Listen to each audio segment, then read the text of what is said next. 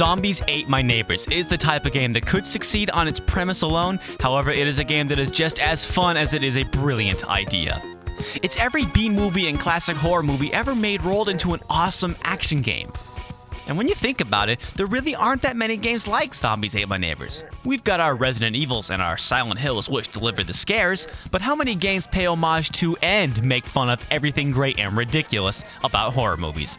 Zombies Ate My Neighbors is that game. Oh yeah, and it's just as fun as you'd hope. 48 challenging and varied levels, including 7 secret levels. Fantastic music, tons of enemies, just as many weapons to use against them, 2-player co-op. You can't ask for much more in a 16-bit action game. Not without its flaws, but come on, Mars needs cheerleaders? All is forgiven. I can imagine this game is already a Halloween tradition for some of you retro gamers, and if it's not for you, then perhaps this Halloween is time you filled up your water Uzis and saved the neighborhood.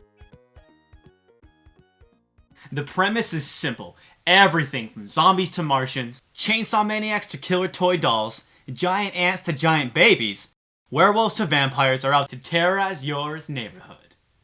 And you've got water Uzis, soda pop, fire extinguishers, silverware, footballs, bubble guns, bazookas, and more to annihilate these fiends. Each level has no more than 10 people to save, and you gotta get to them before they do. Fail to save at least one of your neighbors or run out of lives, and it's game over. There are no continues, only passwords, but we'll talk about those later. Zombies Ate My Neighbors was made by LucasArts for both the Super Nintendo and the Sega Genesis. Now, I'm playing the Super NES version because this is the version I've always had. I have played the Genesis version once at a friend's house in elementary school, and all I remember was that version didn't look or sound as good as this version, but played every bit as well. However, if you play the Genesis version, just like with the Lost Vikings, you gotta have a 6-button controller.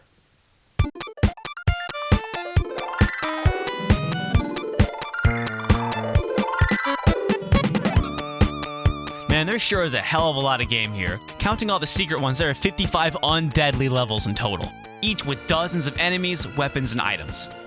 But for a game with so much variety, the pacing is brilliant. There are tons of different enemies out there to get you and your neighbors, but they're introduced to you slowly.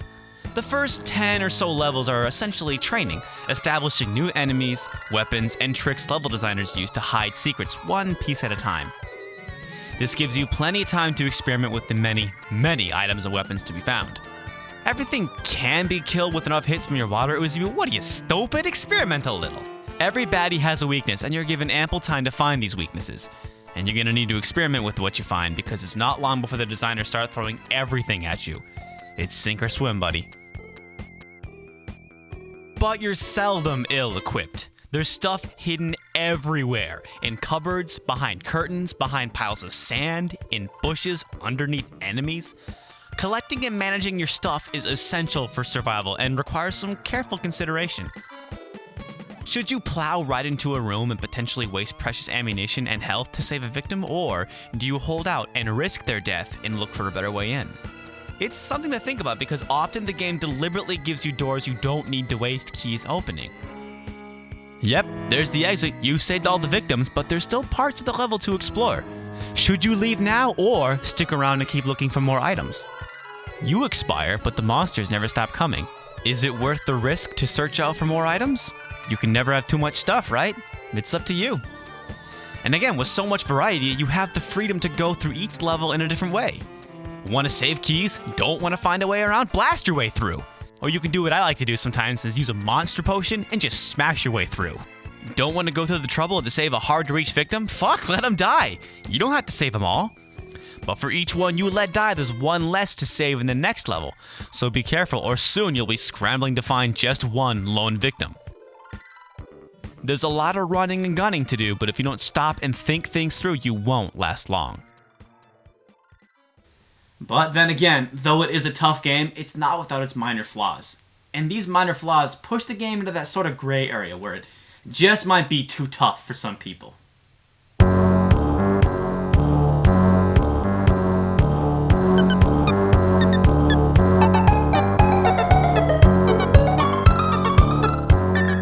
With so many weapons and items to sift through, it can be really hard to find what you need when you're in a pinch. There's no menu or inventory screen. You gotta cycle through your stock in real time.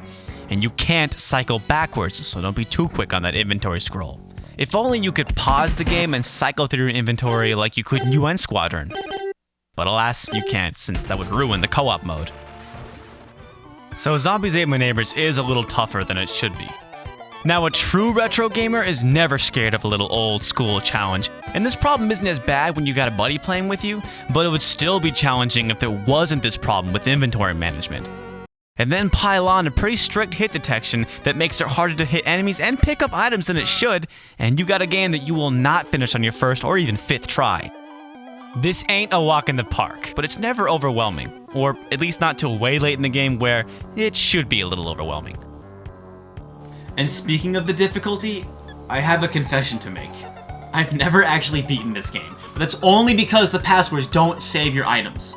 If I haven't already made this clear, in the later levels a stockpile of weapons and items is absolutely necessary, and using a password starts you off with the bare essentials, pretty much leaving you stranded. If you want to beat this game, you pretty much gotta start from the beginning, or get really good and start from the middle. I'm pretty sure it's impossible, or it just takes far more patience than I have, to beat this game using the last password. Since you only get passwords every 4 levels, the last password starts you a few levels away from the final level. And to make it through those levels, you're gonna need a lot of firepower. The passwords are short, so they ain't that bad, but this inability to keep all the stuff you collected makes them nearly useless. But then again, if the passwords did keep all your items and weapons, they'd be fucking enormous, like the ones in River City Ransom and The Guardian Legend. So, the two big complaints I have with this game, the item management and the passwords, are really the result of the game designers kind of painting themselves into a corner. So I have a hard time really faulting the game for this. Still wish that hit detection wasn't so strict. If you are among the few that have beaten Zombies Ate My Neighbors without save states or Game Genie, then my hat is off. You are truly among the hardcore retro elite. Not flawless, but still incredible, however, we haven't talked about one of the most important things about Zombies Ate My Neighbors. All this would just be fine mashed potatoes without the delicious gravy that is the masterful soundtrack. Amazingly, just like everything else, the soundtrack is also a great send-off to classic horror movies. It runs the gamut from pulse-pounding to campy to gothic. It all lends itself to some genuinely creepy moments. In the later parts of the game, when you're down to just 1 or 2 victims, it gets pretty tense, and when you hear that harrowing noise and you know you just lost a victim, shit can get pretty tense, man. So as goofy and as fun as this game is, a lot of credit goes to the sound effects and the soundtrack for making this a genuinely creepy game sometimes. So with a game this good, I bet you're wondering about the sequel, right? And there was a sequel to Zombies Ate My Neighbors. Sort of. Ghoul Patrol was released exclusively for the Super Nintendo about a year later. But according to designer Mike Ebert, it was never intended to be a sequel and was only labeled as such so that it would boost sales. Quote, "It never really was supposed to have anything to do with Zombies Ate My Neighbors." The only thing that ever came close to an official sequel would be Herc's Adventure for the Saturn and PlayStation. It does to Greek mythology what Zombies Ate My Neighbors did for horror movies. I had never played this one either, but it looks way more promising than Ghoul Patrol. Though I had to say, zombies and Martians are way cooler than Greek mythology. And one last thing before I wrap things up, it's rumored that this game is on its way to the Virtual Console, so hopefully by the time most you see this, wait, back that up. While I was editing this video, Zombies Ate My Neighbors was released for Virtual Console, so get on that shit.